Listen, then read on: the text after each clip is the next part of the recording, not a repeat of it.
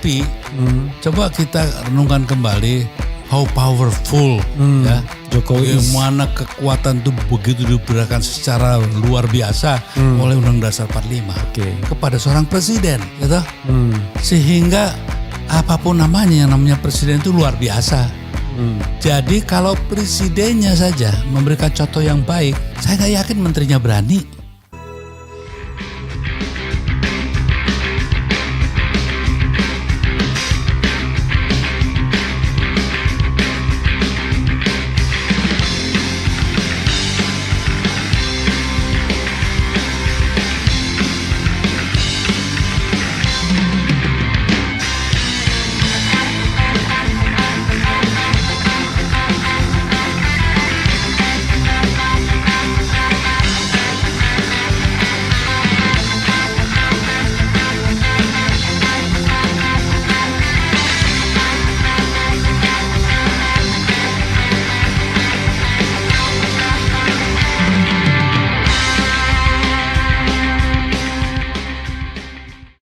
Saya tahu Mas Eros dekat sama Prabowo ya.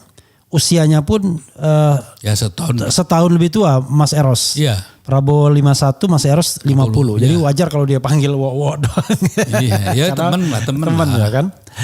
Nah, orang kan selalu mengatakan kan, udah saya tahu betul dia. Kan selalu begitu kan orang kalau ketika berargumentasi, saya tahu betul, saya kenal dari dulu, saya kenal ini dan saya berharap sebagainya. Bukan saya menjamin. Ya. Oh, untung Mas Eros berharap ya, bukan menjamin ya. Bukan menjamin. Kalau pakai skala meter Mas. Ya. Misalnya kita iseng-iseng. Kita pakai agenda lah, pemberantasan korupsi misalnya. Ya. Pengertian pemberantasan korupsi itu tanpa tebang pilih ya. Kalaupun kemudian ini diproses lebih dulu itu soal lain. Tapi tanpa tebang pilih itu artinya semua diproses. Sooner or later kan. Kalau soal pemberantasan korupsi berapa kalau 0 itu paling tidak bisa diharapkan 100%. Bisa diharapkan berapa persen Mas Eros? Minimal modal sekarang mungkin 60% minimal. Minimal 60%. 60% minimal. Kalau mahasiswa tetap lulus tapi nilainya C. Ya, nggak apa-apa. Karena gini, karena kan dengan wataknya dan sifatnya dia, trying to be a hero gitu kan, sebagai pahlawan. Dia juga tanyakan deh, semua anak-anak buah dianya itu setia loh, karena memang dia seorang kalau yang ada temennya susah sekali dia langsung bantu segala gitu. Orang setia karena dia royal soalnya. Iya. Makanya saya ingin katakan bahwa sebetulnya dia yang playing the game the hero itu kan mainan yang dari kecil ya. Ingin coba jadi kayak pokoknya hero lah gitu ya. Nah mungkin juga dengan slot yang dia miliki sekarang, dia bisa bermain di wilayah itu. Atau dengan umurnya yang sekarang, kan umurnya dia kan sudah 73. 73 tahun. Ya. Sehingga nggak ada lagi waktu untuk ya bermain macam-macam. Menjelang 73 ya. Karena kan nanti 78, karena itu mau dekat 80. Sehingga dia akan betul-betul memikirkan legasinya. Tidak seperti Jokowi yang waktu itu masuk ke sana dengan umur yang masih 40 akhir atau 50 awal, saya nggak tahu. 50-an. Ya 50-an. Dia masih punya punya waktu untuk bermain-main hal yang mungkin sekarang dipermainkan. Tapi kalau Bowo saya rasa time constraint-nya ini membuat dia juga berpikir lebih jauh untuk masalah. Ini analisis atau harapan? Ya. Ini analisis atau harapan? Dari pembicaraan panjang saya gitu ya. Dia tuh kan saya tahulah masa kita bangsa Indonesia begini, masa mereka yang orang-orang sebetulnya nggak layak itu enak aja semuanya ke mereka gitu loh ya. Artinya ya yang kayak mereka inilah gitu ya. Tanpa pendekatan rasialis ya. Nah, jadi menurut saya itu juga masih tidak mungkin lah terhapus dalam ininya ya. Karena begitu dalam gitu ya. Sehingga kadang-kadang kan kita terlalu memvonis orang gitu ya. Pada saat peristiwa tertentu saja gitu ya. Bahwasanya dia juga apapun namanya mantu mau diapain ya kan. Waktu dipecat juga Om Mitra juga gitu. Waktu telepon saya itu teman Cibowo tuh gitu. Kenapa Om lagi dipecat ya? Pecat siapa Om? Nanya lagi kamu ya besan saya gitu. Artinya dalam beberapa hal bahwasanya juga ketegangan mereka juga ada. Tapi saya juga kepada Titi kan saya dekat juga baik lah ya. Dan saya kok lihat ya kemungkinan gini loh Mas. Kita jujur lah ya. Ya. Andai kata waktu itu kita yang diberikan kekuasaan pada saat pasca reformasi menjalankannya dengan benar, karena kita nggak perlu seperti sekarang. Iya, iya. Maaf ya, harus saya katakan ini, ya mulai Habibinya ya, dengan adanya segregasi agama ya kan, terus kemudian masuk Gus Dur dengan ya setiap Jumat memberi wejangan gitu kan. Jadi arahan pada hari Jumatnya itu yang sangat terkenal dan juga kemudian buatlah musuh setiap hari Jumat. Ya, jadi memang banyak hal. Kemudian Pak Mega dengan hal-hal yang juga kita tahu ya banyak hal yang di zaman Pak Mega juga perlu kita kritisi gitu. Saya ini pendiri PDIP dan pendamping dia dulu ya sampai dia pendiri PDIP yang 99.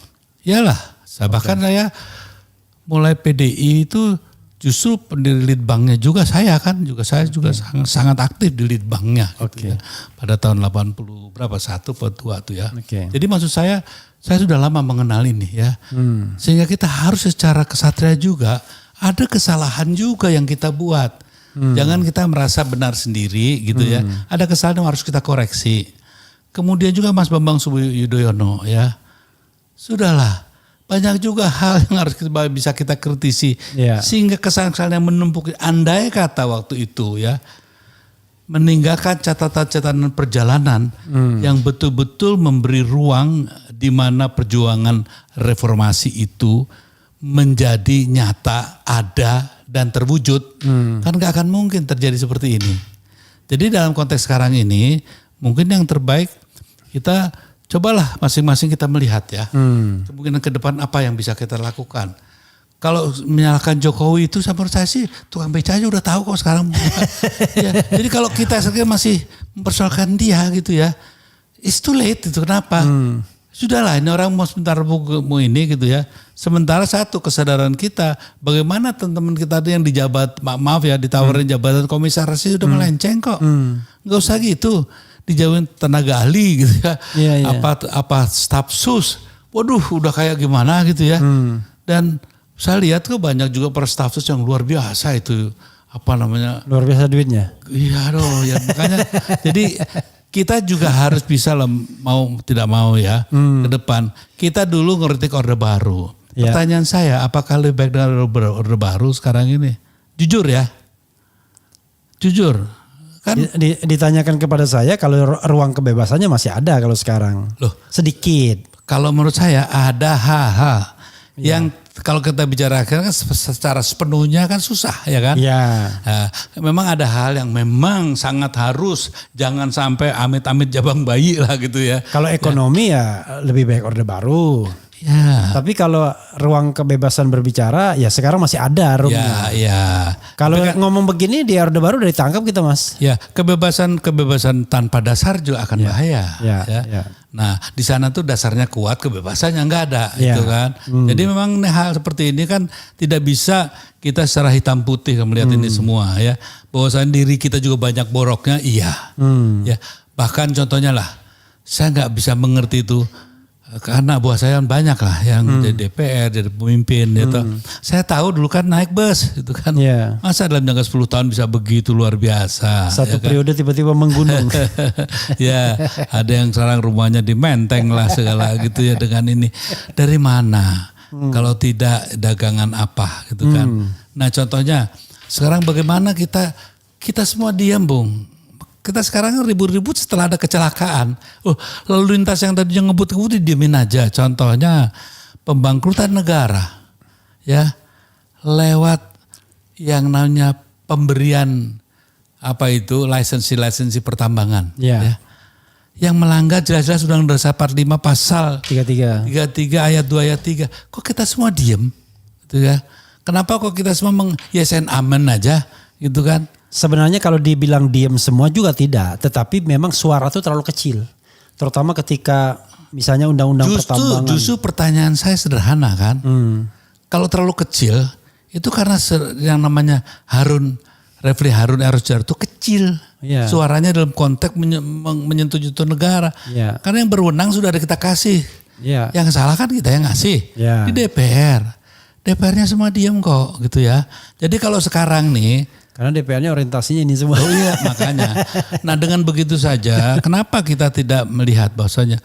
Makanya saya lebih percaya orang yang mengatakan too expensive untuk memberikan seluruh kekuatan ataupun hak politik mengelola negeri ini kepada para politisi. Ya, tapi Mas ya, karena gini, saya percaya bahwa kepemimpinan itu kalau perbaikan ke depan tidak bisa ditentukan hanya satu orang saja. Ya, tapi betul. kalau orang yang berkomitmen mungkin ada trigger mekanismenya kan. Kalau JKW nggak ada trigger, tidak sebagai trigger mekanisme dia.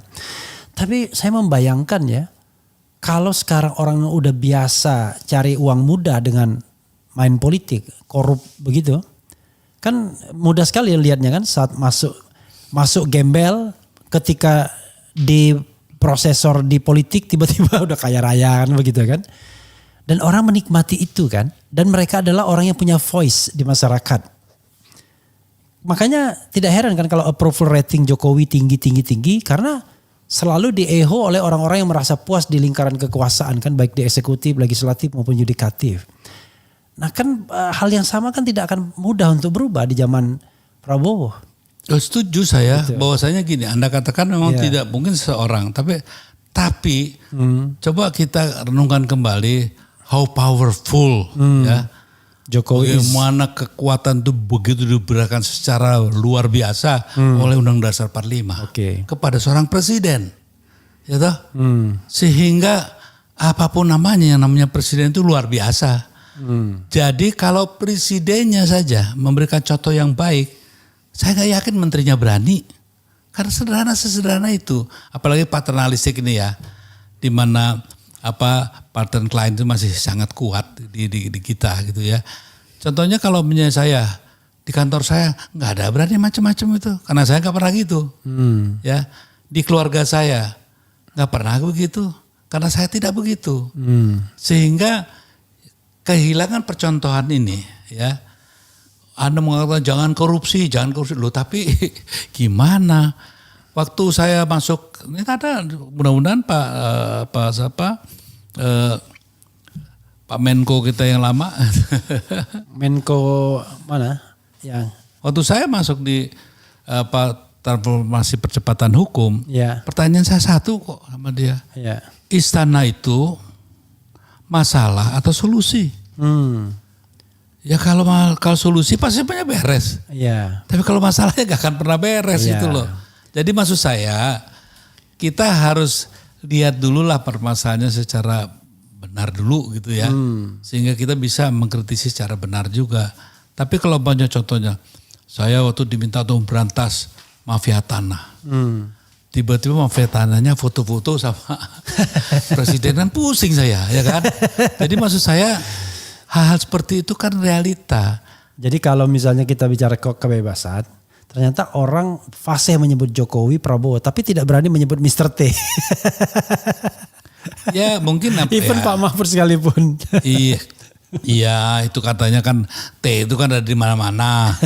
Di swasta ada, di kepolisian juga ada, itu kan ada di mana-mana lah ya. Tapi maksud saya beginilah, bahwasanya conspiration ya, kejahatan yang berjamaah ini kan harus ada imamnya kan. Ya semuanya kan makmum ini. Kan? Contohnya pernah waktu itu saya ya agak sedikit berbeda sama Master Luhut gitu the super minister gitu ya. Lalu dia bilang, Mas Eros, do you really think apa-apa yang saya lakukan tidak saya report ke beliau? Really? Jadi ini semua dia tahu. Come on. Emangnya saya bisa gitu aja? Ya udahlah. Saya kan punya atasan presiden. Itu kata dia. Ini saya ngomong di podcast loh ya. Iya. Jadi saya bisa bertanggung jawab kenapa saya ngomongin ini. Gitu kan. Artinya kalau toh cap itu begitu luar biasa ke si Luhut ya. Itu kan sudah diketahui, dilaporkan dan direstui oleh presiden. Jadi nggak bisa lah, jangan bilang bersama-sama lagi dong. Ada pertanggung jawab khusus gitu. Oke, ya dari sisi tata negara memang presiden ya kan the only dia tunggal pertanggung jawabannya. Ya tapi juga dari kultur pengelolaan kekuasaan juga kan harus kita lihat. Ya. Ya, ada yang memang dia main antem sendiri gitu kan ya. Tapi contohnya ginilah, waktu Luhut dipindah dari itu ke Menko Polkam, ya, apa dia tahu sebelumnya? Kau bilang tahu bohong Pak Luhut, saya saksinya kan itu. Terus dia dipindah juga ke investasi, belum sekuat itu kok. Dia kan sekuatnya setelah ada COVID ini ya, jadi luar biasa. Artinya memang apapun namanya ya kita boleh bicara ini bicara itu, tapi Jokowi itu orang yang tahu kapan mengambil orang, kapan ini. Contohnya dia tahu nih instrumen ini kalau saya gabungkan sama ini pasti jadinya ini dia di dalam hal itu ya. Bahwasanya bukan hasil yang kita harapkan itu lain soal. Ya. Tapi kita harus akui bahwa siapa sih presiden yang paling hebat di dunia ini untuk mencipta image itu ya. Yang menjadikan citra politik menjadi realita politik. Realita politik hancur oleh citra politik. Kan hanya di sini kan yang nomor satu di sini. Sehingga dalam konteks hal itu ya kita harus tahu bahwasanya yang dihadapin ini katanya kan orang yang kata Mas Raffi apa orang yang nggak awam gini. Mungkin jangan marah ya. Itu mungkin kesombongan intelektualnya Mas Harun aja. Tapi dalam realitanya menurut saya kan tidak perlu menjadi profesor. Karena untuk sebagai ilmuwan yang bertanggung jawab tentang pada humanisme kan bukan wilayah dia. Yang penting gimana caranya nekuk, gimana caranya menjatuhkan, jegal apa segala. Itu yang diperdalam. Justru terbalik. Gara-gara dia tidak sekolah, makanya dia tidak ragu-ragu melakukan apapun. Bisa saja. Beda sama SBY misalnya. SBY coba bayangkan, jenderal penuh, ya kan? Waktu setelah itu jadi jenderal kan. Kemudian badan besar, ya kan? Pesona hebat itu. Tapi justru ruang demokrasi lebih lebar dibandingkan, karena dia selalu punya ingin menjaga image-nya sebagai seorang intelektual, sebagai orang yang berpendidikan, bukan orang yang main kayu dan lain sebagainya. Itu kan yang mau dicitrakan. Makanya doktornya itu nggak dia pernah hilangkan. Jenderalnya dia hilangkan dalam setiap surat, tapi doktornya nggak dihilangkan. Ya tapi kan kita lihat juga ya, saya kebetulan sebelum dia jadi presiden ini kan saya bicara di podcast ya kan, saya bisa bertanggungjawabkan. Kalau ketemu saya itu minta doa setuju ya begitulah gitu ya. Pokoknya saya berharap itu wah nanti Indonesia gimana. Kita lihat kenyataannya toh. Ya KKN-nya juga ada kan, ya kan nepotismenya juga cukup mendasar. Film saya di Bredel yang katanya Jarod menyebarkan komunisme yang film Lastri, dia diam aja kok. Di era Jokowi dia sebagai presiden loh ya. Tahun berapa itu? Ya sampai lupa lagi saya tahun berapa tuh ya. Pokoknya itu maksudnya SBY atau Jokowi? SBY lah. SBY, oke. Kan dibilang katanya loh, saya report ke dia juga kok diam aja kok. Jadi sebelum apa-apa baru 8% saya syuting diberhentikan oleh tentara dan polisi. Saya lapor ke dia aja, diam aja. Judicial lain diam aja kok. Jadi sudahlah gitu. Don't play the game of hero orang yang paham demokrasi dan seterusnya. Come on. Gitu. Kita semua ada dosanya nih. Dosa kamu ini jadi seperti ini. Gitu. Maksud saya relatively sesungguhnya. Jadi gini kalau relatively sih oke lah. Maksudnya gini, kalau dengan infrastruktur SBY, Prabowo dan Jokowi, kan harusnya kan yang lebih otoritarianistik itu wataknya Prabowo. Kalau kita bicara infrastruktur politiknya. Kedua SBY, ketiga baru Jokowi. Tapi yang terjadi kan tidak. 10 tahun SBY sama 10 tahun Jokowi dalam hal kebebasan. SBY lebih baik kan ada datanya, Freedom House misalnya kan. Kalau di Jokowi kan sudah partly free dan lain sebagainya. Nah maksud saya kalau omongan Rocky itu terjadi, kalau seorang militer menggunakan watak militeristiknya, damage-nya juga akan lebih gede gitu. Nah saya khawatir aja. Ya memang itu kalau untuk jadi orang yang sudah gila atas dirinya ya, menjadi seorang diktator militer gitu yang mengerikan ya. Tapi contohnya gini, kan kita juga digoda nih ya kan.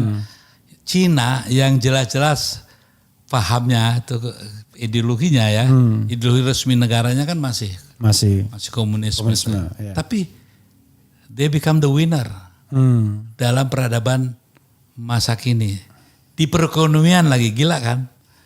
Lihat kehancuran Amerika sudah hampir sedikit nyata. Ya di jalan-jalan Hollywood saya terakhir ke sana juga, aduh banyak gembel. Ya sih. Nah, jadi hal ini juga sebagai catatan ya, bahwa demokrasi yang seperti apa sih? Aneh bicara soal ini, contohnya nih, udahlah kita bicara, tinggalkan dulu sementara saya lonjak ke luar ya. Iya. Begini, ke depan. Di Indonesia tuh kalau di Hindu itu ada kasta ya, di Bali ini. Ada Brahmana, Satria, Waisya, Sudra. Di Indonesia nanti hanya 2 kasta. Ya, hanya kasta Waisya dan Sudra. Yang di Waisya ini itu udah merangkul semuanya. Karena para pedagang inilah yang running the country ya. Jadi para pedagang inilah yang sebenarnya sudah mengkooptasi lembaga Brahmana dan lembaga kesatria. Ini kenyataan yang ada hari ini. Di mana para kesatria tunggu kepada para cukong gitu kan. Dan juga para Brahmana juga gitu kan. Tunggu juga para cukong. Sekarang tinggal Waisya dan ini. Dan yang mengerikan nanti adanya gap yang membesar ya. Anak-anak orang kaya dengan kekuatan ekonomi dia bisa dapat informasi begitu cepat, penggunaan teknologi baru ya yang begitu luar biasa, sehingga nanti orang-orang yang di kampung ini akan terus lebih tambah membesar lagi, dan dalam keadaan apa? Ya kaum Sudra ini gitu ya, sehingga nanti ada pertentangan kelasnya itu akan nyata di satu hari nanti ya. Sehingga paham komunisme mungkin akan tumbuh lagi. Karena kan subur untuk paham komunisme berkembang karena ada pertentangan kelas yang begitu mendasar. Nah kalau kita negara Pancasila harusnya kan punya antisipasi ini. Contohnya maaf ya, saya tidak ada sentimen sama para cukong, silahkan aja ya. Tapi kan saya kebetulan waktu itu semacam apalah, bayangan ya, debt collector negara. Saya tahu kok, saya pernah sama Antoni Salim, sama Osman dan Namon, sama Peter Gonta, Peter Sondak, semua itu semuanya ya. Kok Peter Gonta, Peter Sondak gitu ya. Dan Arifin Pandigoro, segala semua waktu itu saya juga yang ini kan. Jadi saya tahu dulu siapa di BLBI saat itu ya, yang betul serius, gitu kan. Nah sekarang lihat dalam jangka hanya berapa tahun, 20 tahun, they are back ya. And running the country. Kan ini kan satu hal yang kenapa mereka bisa begitu. Kan gak bisa bilang bahwa mereka curang, mereka loh. Karena kita bodoh, karena kita lemah, karena kita sok kuasa tapi gak menguasai apa-apa. Inilah kenyataannya, tidak ada konsep ya penyelenggaraan negara yang baik secara holistik gitu ya. Gak ada. Jadi semuanya cuma apa itu, trial and error juga enggak, sebuah improvisasi. Sehingga itu yang menurut saya sekarang kenapa kita nggak berani kaum intelektual ya mengatakan, dan budayawan juga dan juga para agamawan, yes the defeat of the intellectuals ya, dan juga katakanlah para budayawan dan para agamawan. Nah, ini tuh yang begitu nyata. Kemenangannya para pedagang inilah. Nah justru itu sekarang apa kita mau begini itu kan pertanyaannya. Kalau kita cuma bisa mumbling aja, marah aja sama Jokowi, terlalu kecil buat saya ya. Jokowi menurut saya terlalu kecil kita marah dia. Karena ada hal yang begitu besar di belakang itu, sebuah korporasi yang sebetulnya mempunyai kekuatan yang abadi itu, ya abadi. Karena seluruh ekonomi kita dipegang oleh mereka kok gitu ya. Pertanyaannya from where to go? Dari mana? Apa? Dari mana kita mau memulainya? Nah justru itu yang harus menjadi tantangan ke depan. Bukan mikirin yang hal mas saja ya, yang sebagai akibat.